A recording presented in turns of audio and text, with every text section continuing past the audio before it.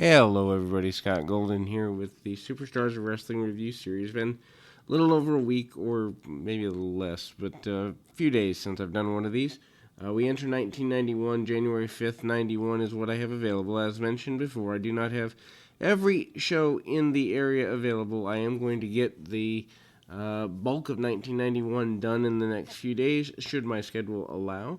That's the goal anyway. We'll have SmackDown tomorrow night as well, as I'm recording this on a Thursday night. We open with a Texas Tornado enhancement talent match, and obviously Texas Tornado, former Intercontinental Champion at this point, pulls the enhancement talent out, basically goes quite at him. Really, I mean, Tornado's better days, even in 91, are kind of, I don't want to say behind him, but he never really regained the energy after the SummerSlam high point of winning the Intercontinental Championship.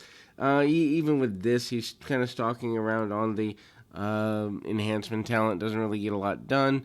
Does hit the discus punch, get a victory. We go into the update with Gene Okerlund. Macho Man Randy Savage promises to get a shot at the Ultimate Warrior eventually. Basically says he's going to end the Warrior sooner or later. That intensifies. Warrior promises to eradicate Sergeant Slaughter. Basically says that he can have all the foot soldiers he wants, but it doesn't matter in comparison to the Warriors. And that is that. Ultimately, the Warlord comes up next, and he is in an enhancement challenge match. We are yet to see him move into his feud with Davey Boy Smith. That happens around WrestleMania 7 or so, in a couple of months here. Hard shots by the Warlord, uses a lot of power moves, forearms, elbows, and the like. Obviously, he switches to the full Nelson finish. He is wearing complete battle gear and a W for Warlord. I don't even know what I'd call it. I guess a spear of some sort. Gut wrench suplex, one of the few really high impact moves he does, but he gets the victory there. We move into plugging for the Royal Rumble. The Rumble is basically upcoming in a couple of weeks here, 2 or 3 weeks. Paul Roma says that he will get rid of Hercules if he needs to. He is Glory of Power and Glory, and will get rid of everybody he needs to. The Undertaker says that death is a part of, well, rather love for the Undertaker says that death is a part of life. Compares it to the Jonestown African massacre, and basically, which is really tasteless when looking back at it, wouldn't obviously run now, but almost 30 years later, it's there. J.T. Smith, not the African American version, but a different J.T. Smith, up against Hacksaw Jim Duggan next. And Duggan, again, a guy who does stay with the company a couple more years, still does some angles here and there. He's talking about winning the Rumble in an inset promo as well. Clotheslines and hard shots. Big spinning slams by Duggan. Takes a few shots and gets a victory here. Duggan, of course, a guy you can take into any market, and he does really well because he's well established. But anyhow, we move to Tugboat in the event center. He is talking about having to go at it with everybody, including possibly his good friend Hulk Hogan.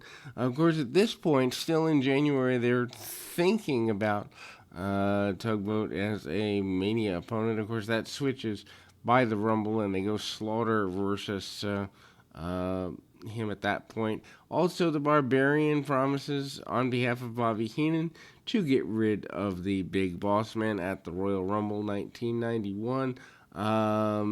Heenan basically says that the Boss Man will no longer be able to use his nightstick, and that's basically the promise.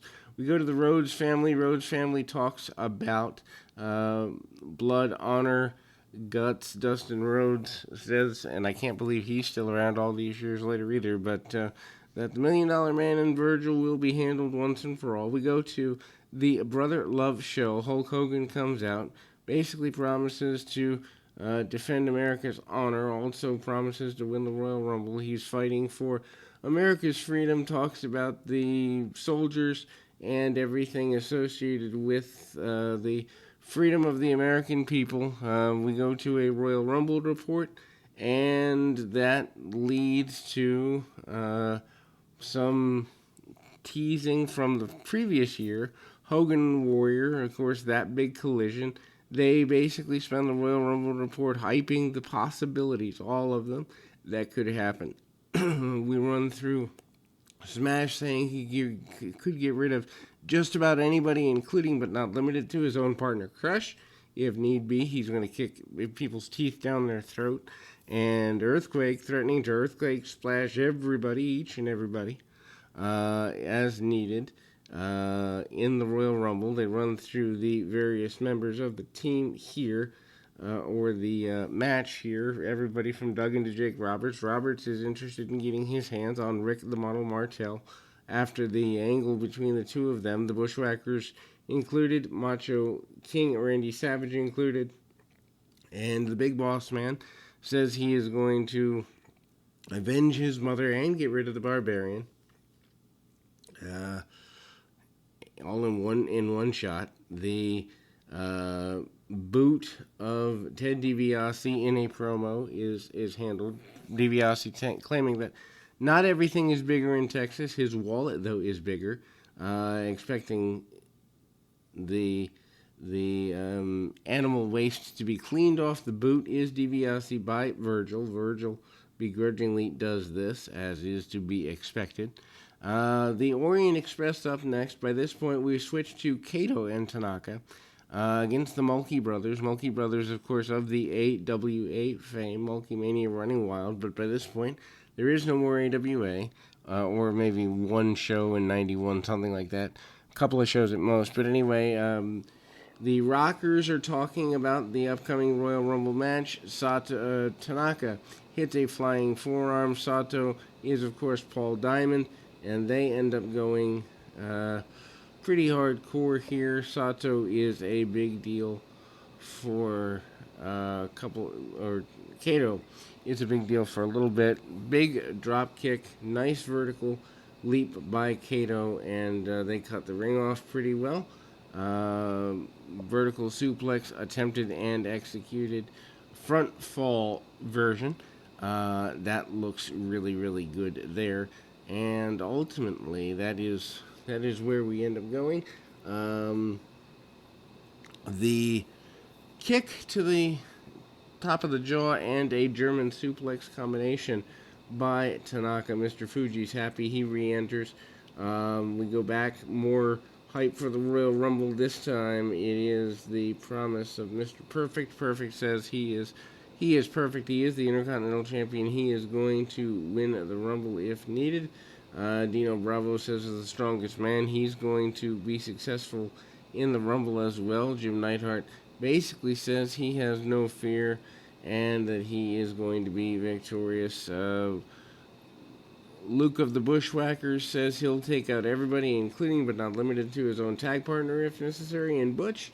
And the Model says it's going to be hard, but nobody looks quite as good as he does, and nobody will look quite as good as he does in the Royal Rumble. That will close us for this week. We will be back with more right after this.